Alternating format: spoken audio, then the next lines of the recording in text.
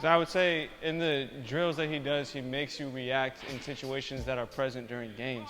When you do things with cone work and other things like that that you see trainers doing what have traditionally been done, those situations aren't usually presented during a game. So when we're working with Gabe, the drills that he has and the reactions that you're required to make are stuff that happen in real life situations in real games. And you use real live defense, you go live contact, you do all those things while training. It's not just cone work and two-ball dribbling and stationary stuff that doesn't necessarily ever really happen during a real live game.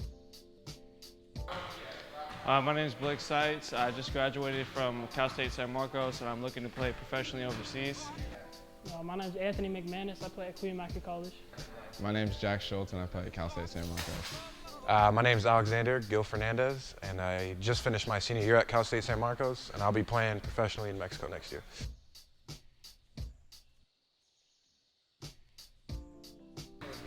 I've been training with Gabe since about my senior year of high school, so around 6 years now.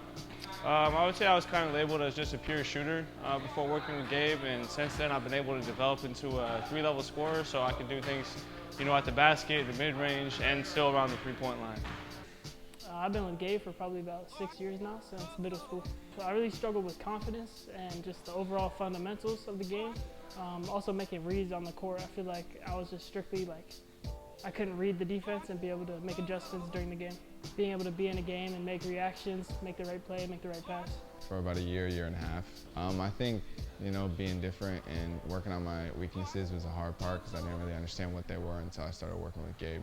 We really attacked something we struggle with, and for me personally that was kind of creativeness and playing outside of my game and my skill set and working on and building a bigger skill set to my game. For about 2 months now. Some of my biggest weaknesses definitely were shooting and I would say changing my speed, so change the speeds.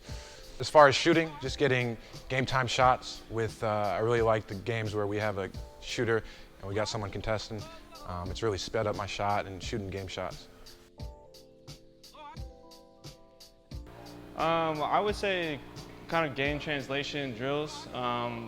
Working here, on Instagram and other places, you see a lot of trainers that kind of do things that may not translate very well to a game. They make good practice players, and I think training with Gabe, those skills that we work on here translate over to the game really well. He makes it fun, he makes it competitive, and it's kind of chaotic too. So it's stuff that translates to the game and in real live situations, and I think that isn't used enough as it should be in training in general.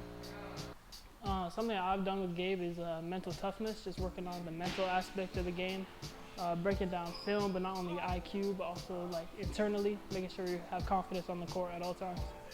You're not going to dribble a ball in one spot for 50 dribbles and then move to the next hand. You're going to do things that you're not comfortable doing and you're going to have to figure out on the fly, and that's what builds a better basketball player in today's game.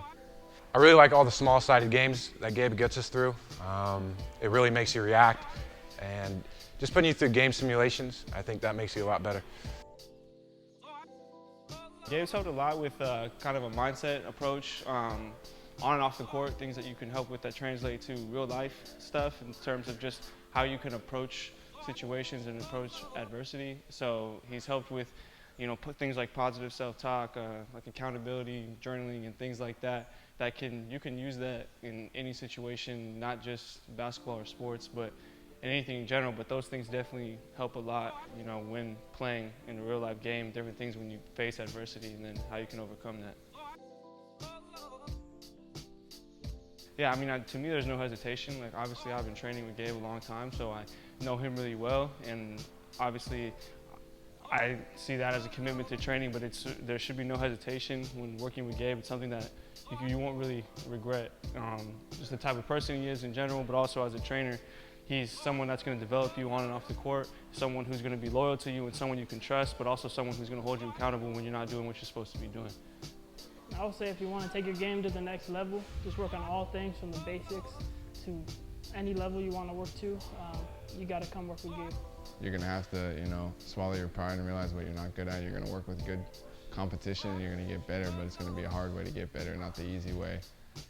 You're going to have to play against high-level competition. You're going to have to do things you're not used to doing, but once you master those things, you're going to be a much better basketball player. I would say it's a no-brainer. If you're really serious about getting better at basketball, Gabe's the guy, and it's gotten me a lot better in 2 months, and I'm seeing results. So if you're a young hooper out there, I would definitely hit up Gabe.